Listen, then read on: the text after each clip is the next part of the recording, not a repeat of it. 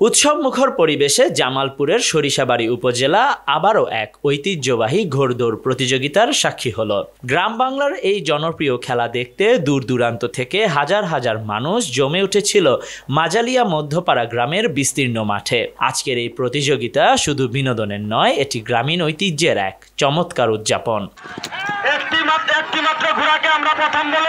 এবারের প্রতিযোগিতায় অংশ নিয়েছে 17টি ঘোড়া, যা ছিল নানা ক্যাটাগরিতে বিভক্ত।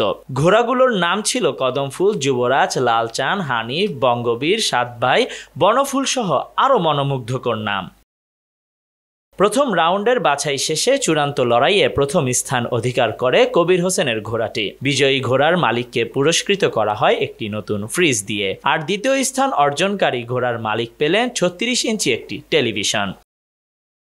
এটি ছিল এক উৎসবের মুহূর্ত, যেখানে হাজার হাজার দর্শক মাঠের দুই পাশে দাঁড়িয়ে ঘোড়দৌড়ের উত্তেজনা উপভোগ করেছেন। এ খেলা শুধু বিনোদন নয়, এটি গ্রামীণ ঐতিহ্যের অমূল্য অংশ, যা নতুন প্রজন্মের মাঝে ভালোবাসা ও আগ্রহ জাগাবে বলছেন আয়োজকরা।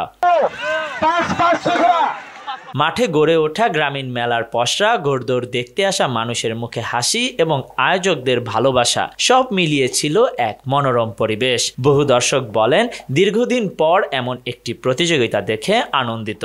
আমরা চাই প্রতি বছর এই প্রতিযোগিতা আয়োজন করা হোক।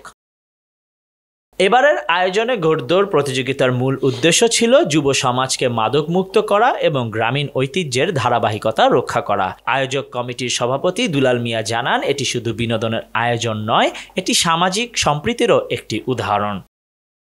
এমনই আরও সুন্দর আয়োজন যেন ভবিষ্যতে অনুষ্ঠিত হয়, এমনটাই কামনা করছেন সবাই।